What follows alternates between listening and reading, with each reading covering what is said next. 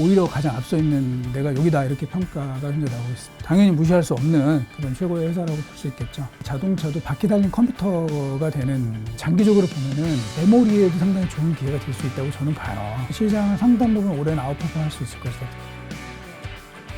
한경 글로벌 마켓 한글말 구독자 여러분 안녕하세요. 한국경제신문 허란 기자입니다. 오늘 여의도 나우에서는 이승우 유진투자증권 리서치 센터장님과 인공지능 반도체 시장을 중심으로 CES 2022를 정리해보는 시간을 준비했습니다. 센터장님 안녕하세요. 예, 안녕하세요. 네. AI 반도체 시장을 들어가기 앞서 센터장님께서 이번 CES 2022를 어떻게 보셨는지 궁금한데요. 키워드를 한 3가지 정도로 꼽아서 좀 설명해 주신다면 어떨까요? 이번에 가장 눈에 띄는 거는 이제 로봇이 전면의 주인공으로 부상했다는 것이고, 그리고 또 하나는 이제 모빌리티, 여기서 또 강조됐다는 것이고요. 이 두 가지를 사실 아우르는 그 기반 기술은 결국은 인공지능, AI 반도체 이렇게 볼 수 있겠습니다. 로봇, 모빌리티, AI 이렇게 3가지 키워드를 꼽아주셨는데 사실 오늘 주제가 AI 반도체 전쟁이죠. 이 AI 반도체가 이제 이동통신, 자율주행, 로봇, 드론, 메타버스까지 인공지능이 빠르게 도입되면서 여기에 들어가는 반도체를 AI 반도체다 이렇게 통칭을 하는데요. 한마디로 복잡하고 대규모 연산 처리가 가능하고 전력을 적게 쓰는 굉장히 똑똑한 반도체다 이렇게 이해하고 있는데 맞나요? 인간의 뇌가 이제 뉴런과 시냅스로 구성이 되어 있다. 이렇게 들어보셨을 텐데 결국은 그 뉴런과 시냅스의 역할을 하는 그런 소자들을 굉장히 많이 붙여놓고 거기에서 이제 머신러닝을 구현할 수 있는 그런 구조를 만든 게 AI 반도체다. 이렇게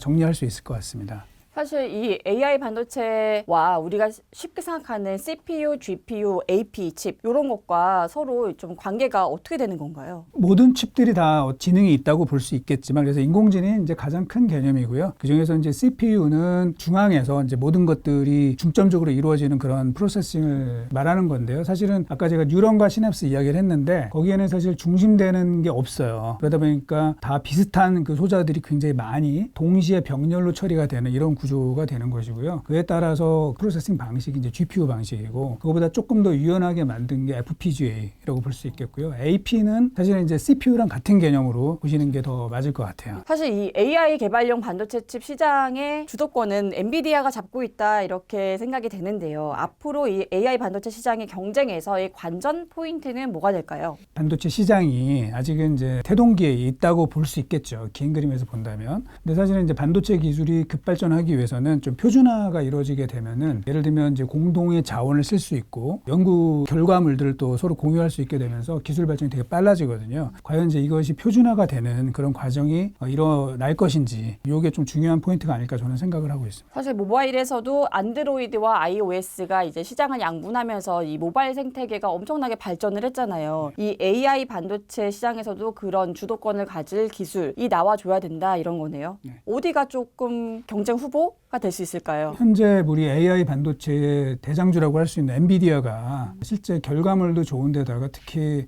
영국의 ARM을 인수하겠다 이제 이렇게 되면서 사실은 기본이 되는 이 스트럭처를 자기네가 다 구현하겠다고 하기 때문에 엔비디아가 너무 파워풀해지는 거에 대해서 좀 반발도 많이 나타나고 있습니다. 그래서 이제 역시 현재 상황에서는 엔비디아가 좀 계속 앞서 있지 않나 이렇게 좀 봐야 될 것 같습니다. 아무래도 주도하는 세력이 나오면 또 나머지 세력끼리 반대 비진영을 또 구축하겠네요. 비엔비디아 진영을 구축하겠네요. 비엔비디아가 아니라 정확하게는 이제 non-ARM 파트가 non-ARM. 되는 그쪽에 최근에 이제 부상하고 있는 데가 리스크5라고 하는 새로운 그 진영이 있습니다. 그 부분에 기술 총책임자가 한국 사람이라는 거죠. 국내 반도체 업계에서도 리스크5가 과연 앞으로 어떤 행보를 보일 것인지 요거 굉장히 지금 관심이 초점이 되고 있는 상황입니다. 사실 지난주에 강방천 에셋플러스 자산운용 회장님이 여의도 나오셔서 이 반도체의 승부처가 1세대 PC, 2세대 스마트폰을 넘어 3세대 자동차 분야로 넘어가고 있다라고 이렇게 평가를 하셨거든요. 센터장님도 동의하시나요? 전적으로 동의하고요. PC라는 거는 책상에 가만히 놓여있는 기기였고요. 스마트폰은 우리가 들고 다닐 수 있게 된 거고 자동차, 이 모빌리티는 이 모빌리티 기기가 사람을 태워갖고 움직여 다니는 관점이 되는 거죠. 그래서 스스로 움직이네요. 네, 그래서 반도체가 되게 정적이었던 것들이 이동이 가능해졌고 이제 나중에는 사람을 이동시킬 수 있는 기술까지 포함되는 그런 큰 그림이라고 볼 수 있을 것 같습니다. 그렇다면 그렇다면 이 3세대 자동차 반도체 분야에서 이제 좀 세밀하게 들어갔을 때 어떤 기업들이 좀 살아남고 어떤 기업들은 또 뒤처질 수 있을까 생각해 보면 그 기준이 되는 건 뭐가 될까요? 자율주행을 잘하기 위해서는 반도체를 잘하는 것도 물론 중요하겠지만 그거보다 더 중요한 거는 자동차를 잘 알아야 됩니다. 교통 시스템에 대한 이해도가 굉장히 높은 회사들이 결국은 제대로 된 자율주행 칩을 만들 수가 있겠죠. 테슬라 얘기하시는 거세요? 그렇습니다. 그래서 실제로 테슬라라든지 또는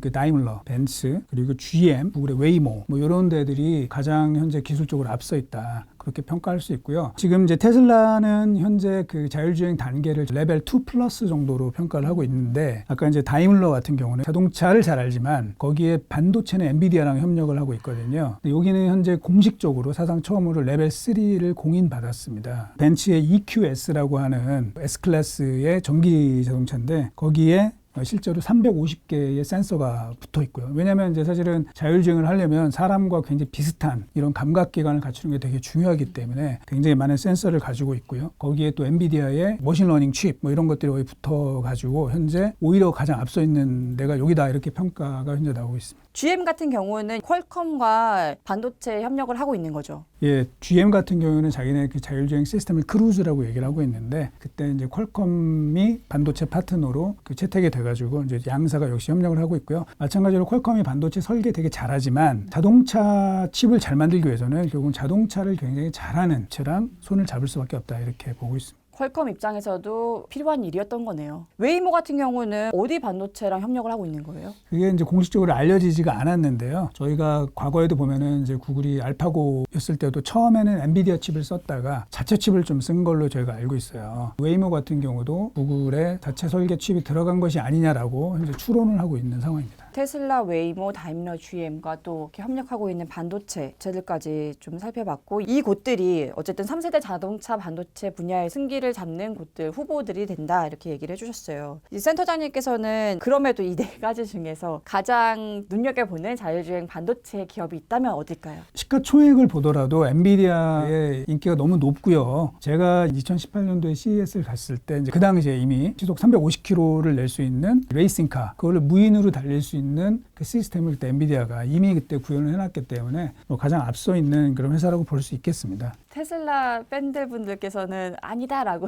또 말씀하실 수도 있겠다 생각이 드네요.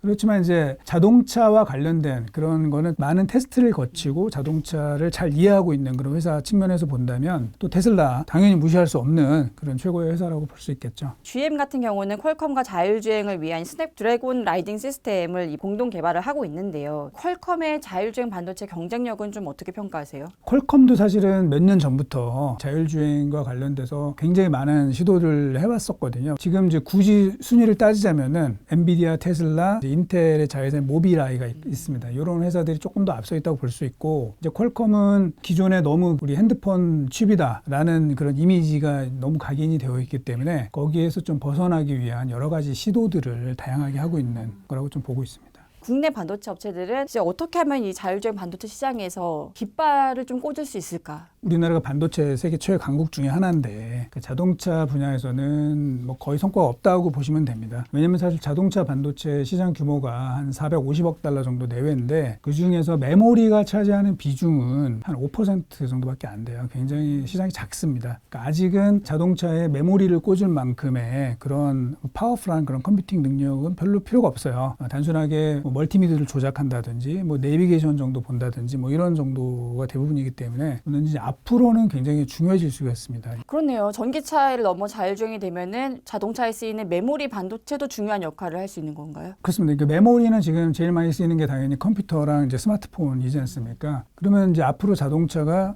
그런 인공지능이 채택이 되고 이렇게 되면 사실 자동차도 바퀴 달린 컴퓨터가 되는 그런 셈이 되고요. 그러면은 거기에 이제 메모리도 굉장히 많이 들어갈 것이고 그 이외에 다른 뭐 여러 가지 장치들도 많이 필요하게 되겠죠. 국내 뭐 자동차 업체들하고도 좀 손을 잡아서 뭔가 가시적인 성과를 내야 되는데 좀 안타깝게도 아직 시장에서 만족할 만한 결과는 안 나오고 있는 것 같습니다. 아까 현재의 자동차에서 이제 쓰이는 반도체 중에 메모리는 5% 정도다라고 말씀하셨는데요. 이게 그러면 앞으로 자율주행차가 됐을 때는 그 안에 쓰이는 반도체 구성 종목도 변동이 좀 있을 것 같아요. 예, 그렇습니다. 자동차 반도체를 100으로 봤을 때 제일 많은 거는 아날로그 반도체가 한 30% 정도가 들어가고요. 이미지 센서와 압력 센서, 온도 센서 같은 이제 센서류가 한 25% 정도를 차지하고 있고요. 그 다음에 디스크릿이라고 하는데 트랜지스터 또는 다이오드 뭐 이런 것들이 한 15%. 한참 작년에 얘기가 많이 나왔던 MCU는 한 12% 정도가 됩니다. 작년에 공급난을 겪었던 MCU는 어떻게 변화할까요? 지금은 사실 이제 자동차에 기능화되어 있는 게 사실은 굉장히 파편적으로 되어 있습니다. 근데 나중에는 자동차가 하나의 어떤 완전체 형태로 가게 된다면은 어쩌면 자동차용 OS가 등장하게 될 것 같고, 그러면 사실 자동차에도 AP가 들어가고 그다음에 또 GPU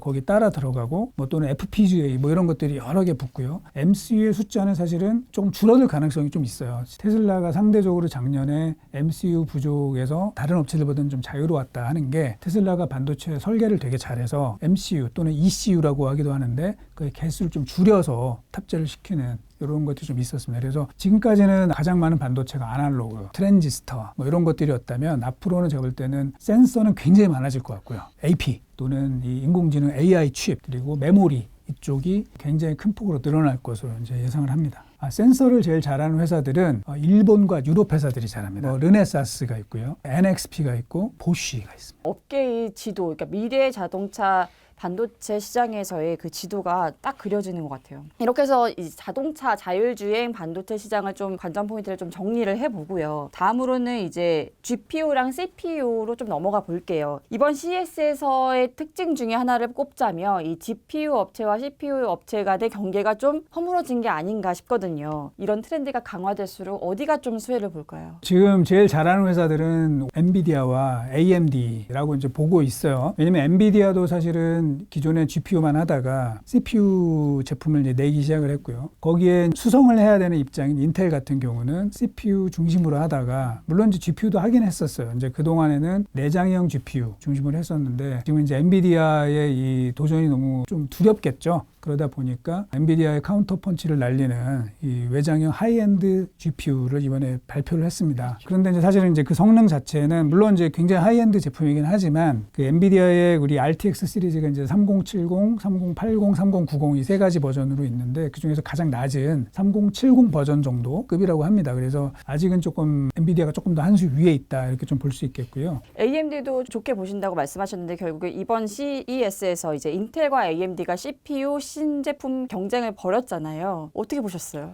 사실은 원래 뭐 AMD랑 인텔은 뭐 비교가 불가능한 정도의 수준 차가 났었는데 AMD를 이제 구원한 사람이 두 명이 있어요. 그 중에 한 명이 짐 켈러라는 이 전설적인 이제 반도체 설계자가 있었고 젠 아키텍처 이거를 이제 만들었고요. 그러면서 사실 AMD가 환골탈태하게 됐고 그리고 이 AMD를 이 경영적인 측면에서 한 단계 끌어올린 그 또 한 명이 이제 중요한 인물이 리사수 지금 현재 CEO. 그래서 사실은 AMD가 이제는 완전히 달라졌어요. 이번에 성능 측면에서도 물론 이제 인텔이 여전히 좀 앞서 있는 건 사실입니다. 이번에 인텔의 그 i9 이 프로세서가 이번에 AMD가 출시한 그 라이젠 6000 시리즈보다 조금 앞선다라는 평가가 있습니다. 그렇지만 하반기에 AMD가 라이젠 7000 시리즈를 또 신규 발매를 한다고 합니다. 이렇게 되면은 예단하기 어려운 치열한 경쟁 관계에 들어간다고 봐야 될 것 같습니다. 사실 또 인텔은 CPU의 제왕으로 불렸던 회사인데 이 AMD가 강력하게 떠오르면서 CPU에서도 좀 경쟁을 해야 된다는 것 자체가 좀 굴욕일 수 있을 것 같아요. AMD가 사실은 원래는 실력이 있는 회사였어요. 이게 옛날에 386 시대,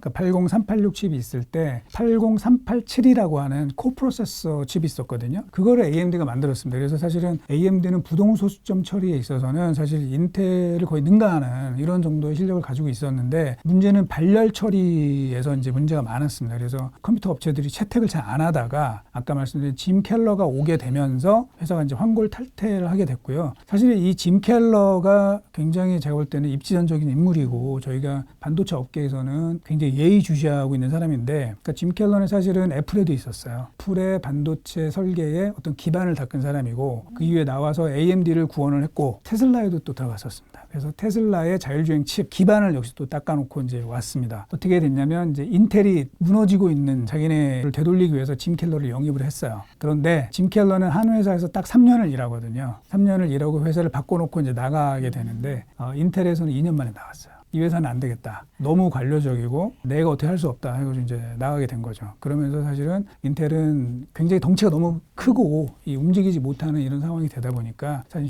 짐 켈러는 좀 안 맞는 그런 측면이 있었습니다. 그 이후의 행보는 어떻게 됐어요? 지금 뭐 어떤 또 다른 이제 벤처 회사에 들어가서 거기서 좀 얘기를 하고 있고요. 저는 사실 이 짐 켈러 같은 분은 우리나라에 삼성전자, SK하이닉스가 모셔야 되는 분 아니에요? 그러면 좀 어떨까 이런 생각도 좀 저는 뭐 개인적으로 좀 하고 있습니다. 이런 분들이라면 정말 글로벌 경쟁에서 어떻게 해볼 만하다라는 생각이 드네요. 이렇게 CPU와 GPU의 경쟁 구도를 좀 살펴봤고요. 다음으로는 국내 반도체 업계의 과제로 좀 넘어가 볼게요. SK텔레콤은 이번 CS2022에서 이 독자 개발한 NPU 기반 AI 반도체 사피온을 선보였는데요. 이거를 좀 어느 정도로 평가하세요? 사실 사피온이 나온 지는 좀 됐어요. 아, 그래요? 한 1년이 좀 넘은 걸로 제가 알고 있는데 이제 국내 언론에서도 굉장히 크게 보도를 했었고 그런 보도 자료를 보면은 뭐 기존의 GPU 대비해서 성능은 한 50% 정도 되고 값은 싸고 또 전력 소모는 더 좋다. 그래서 거의 뭐 완벽한 것으로 보이는데 근데 제가 아까 이제 말씀드린 것처럼 반도체를 정말 잘하기 위해서는 뭐 설계를 잘했다 이걸로 끝나는 게 아니라 전체 시스템을 아우르는 그런 능력이 있어야 됩니다. 그래서 사실 엔비디아를 저희가 높게 평가하는 게 이 회사가 자기네 설계도 물론 잘하지만 그거를 그래픽 카드에 꽂고 이 그래픽 카드가 게임기랑 어떻게 연결이 되고 그 다음에 관련된 이 유통망들을 어떻게 다루는지 이거에 대한 종합적인 그런 노하우가 워낙 뛰어납니다. 그런데 사피온 칩이 좋다. 그런데 아무도 안 쓰면 어떻게 되느냐 이거죠. 그래서 이제 자체로는 뭐 저는 높게 평가를 하지만 과연 이제 돈이 되는 그런 반도체가 될지 이제 이거는 사실은 조금 다른 문제라고 저는 생각을 합니다. 좋은 평가를 해야죠. 해야지만 심정적으로는 좋은 평가를 하지만 이제 투자자 관점에서는 냉정한 평가를 해야 되는 거죠. 사피온이 1년 전에 한번 발표가 됐었고 또 이제 이걸 출시를 하고 뭐 이런데 사실은 시장에서 그렇게 크게 눈길을 많이 주는 그런 건 아닌 것 같습니다. AI 반도체는 생태계를 만드는 게 굉장히 중요하다. 이 포인트를 좀 기억을 해야 될 것 같아요. 사실 시스템 반도체 시장을 보면 CPU 1위 하면 인텔, AP 1위는 퀄컴, GPU 1위는 엔비디아인데요. 국내 반도체 업체에서는 NPU라는 게 차세대 AI 반도체가 될 것이다. 이런 좀 낙관적인 전망을 내놓거든요. 정말로 NPU가 AI 반도체 시장에서 주도권을 잡게 될까요? 장기적으로는 저는 그 가능성이 굉장히 높다고 보는데요. 이제 지능이 무엇이냐 이제 여기서 좀 생각을 해봐야 되는데요. 원래 그 인공지능의 개념을 제일 처음 생각해낸 사람은 이제 앨런 튜링입니다. 오토마타 이론에 따라서 생각할 수 있는 기계를 고안을 해냈고 그런데 이제 이거를 현실화하는 데 있어서 여러 가지 문제점들이 많았어요. 그래서 이거를 앨런 튜링의 그 아이디어를 실제로 구현해낸 사람이 누구냐면 그게 이제 폰 노이만입니다. 폰 노이만이 생각해낸 구조를 지금 폰 노이만 아키텍처라고 하고요. 이게 70년 전에 생각을 해놓은 것이고 그거를 지금까지도 그대로 쓰고 있습니다. 그런데 이 폰 노이만 아키텍처의 핵심은 뭐냐면 프로세싱과 메모리를 분리하는 거예요. 이렇게 되면은 사실은 이제 뭐냐면 메모리가 이제 다른 쪽에 가 있고 프로세싱만 좀 뛰어나게 되면은 구조를 단순화할 수가 있는 거죠. 근데 우리의 뇌를 보면 뉴런과 시냅스가 붙어 있거든요. 여기서 보면은 뉴런이 프로세싱의 기능을 하는 것이고 시냅스가 메모리의 기능을 하는 거예요. 인간의 뇌는 사실은 기억과 생각이 동시에 일어나거든요. 근데 지금까지 우리가 컴퓨터를 만든 거는 폰 노이만 아키텍처는 이게 떨어져 있는 거예요. GPU는 기존의 CPU보다는 메모리를 더 많이 붙여요. 그나마 조금 더 인간의 뇌를 모방을 한 것인데 이제 NPU는 나중에 가게 되면은 이제 그게 좀 더 합쳐지게 될 것이고요. 이렇게 되면은 사실은 장기적으로 보면은 메모리에도 상당히 좋은 기회가 될 수 있다고 저는 봐요. 그러니까 NPU라는 거는 이론적으로는 뇌의 신경망 처리 장치인 거네요. 그렇습니다. 그래서 지금까지 썼던 이 폰 노이만 아키텍처에서 벗어나서 메모리랑 프로세싱이 합쳐지는 이런 관계로 가고 이렇게 됐을 때 인간과 좀 더 비슷하게 생각을 할 수 있는 그런 컴퓨터를 고안해낼 수 있지 않을까. 그렇게 되면은 뉴런 즉 프로세싱뿐 아니라 이 메모리도 많이 쓰이게 되기 때문에 메모리 반도체 시장에도 기회가 된다 이렇게 예상하시는 거세요? 네, 저는 그렇게 계속 주장을 하고 있습니다.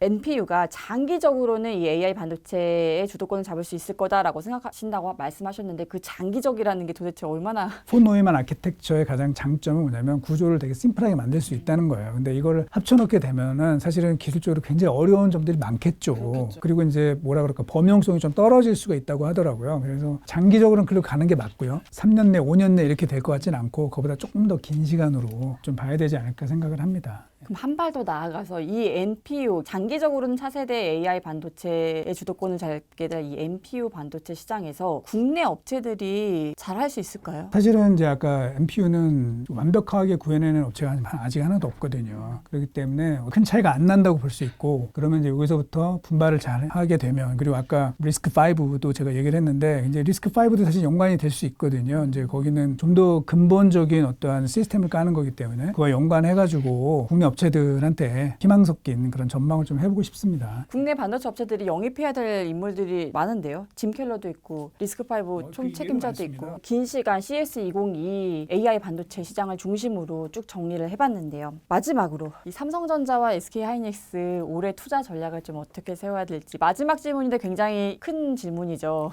의견 여쭙겠습니다. 그러니까 사실 뭐 저는 굉장히 좋게 봅니다. 아까 제가 NPU와 관련해가지고 앞으로 이제 메모리의 성장성이 높다고 보고 있는데, 시장에서는 저는 제가 틀릴 수도 있겠지만 시장은 그 메모리 반도체에 대해서 약간 오해를 많이 하고 있는 것 같아요. 왜냐하면 과거에 그런 시클리컬한 성격이 아직도 있다라고 보고 있는데, 분명히 물론 시클리컬 성격이 남아있지만 점점 그거는 약화될 거라고 보고 있고요. 다만 이제 올해 주가 변수는 지금 올해 사실 연초에 뭐 들썩들썩했지만 사실은 스타트가 지금 안 좋지 않습니까? 결국은 이 뭐 미국 FOMC의 예상치 않은 긴축, 이게 이제 시동이 걸리면서 상당히 시장이 좀 불안해지고 있습니다. 하지만 그 메모리가 사실 올해 원래는 저희가 좀 다운턴으로 봤었는데, 그거보다 저희가 예상했던 것보다는 훨씬 더 양호한 흐름을 보일 가능성이 높고요. 나빠질 거라는 것들이 작년 한 해 동안의 주가에 충분히 좀 많이 반영이 된 것 같아요. 그래서 얼만큼 올라간다 뭐 이렇게 얘기하는 것보다는 시장을 상당 부분 올해는 아웃퍼폼 할 수 있을 것이다. 특히 작년에 보면 특히 삼성전자는 전 세계 시가총액 3천억 달러가 넘어가는 회사들 중에서 1년 동안 주가가 끝에서 세 번째였어요. 좀 너무 억울하죠. 왜냐하면 실적도 너무 굉장히 양호했고, 또 향후 전망도 제가 아까 말씀드린 것처럼 굉장히 괜찮았음에도 불구하고 그렇게 디스카운트 된 부분들이 많이 있었는데, 그분들이 해소만 된다 하더라도 주가는 올라갈 수 있고, M&A나 파운드리에서 성과를 좀 보여준다면 주가의 새로운 촉매로 작용하지 않을까 좀 생각을 합니다. 메모리 업황이 생각보다 양호하다 측면에서 본다면 SK하이닉스, 삼성전자, 뭐 마이크론 할 것 없이 일단은 메모리 반도체 주가가 다 전반적으로 좋아질 수 있다 이렇게 생각하면 될까요? 네, 그렇게 보고 있습니다. 하지만 여기에 이제 또 다른 전략 스토리를 입느냐 안 입느냐에 따라서 삼성전자 주가가 더 오르느냐 마느냐가 또 결정되겠네요. 네. 저희 지금까지 CS2022를 계기로 AI 반도체 시장이 어떻게 전개될지, 그 안에서 어떤 기업이 승기를 잡을지를 살펴봤습니다. 긴 시간 수고해주신 이승우 유진투자증권 리서치 센터장님 너무나 감사드립니다. 네. 한가면 구독자 여러분, 저는 내일 퇴근길 내 자산을 지키는 인터뷰로 찾아오겠습니다. 시청해주셔서 감사합니다.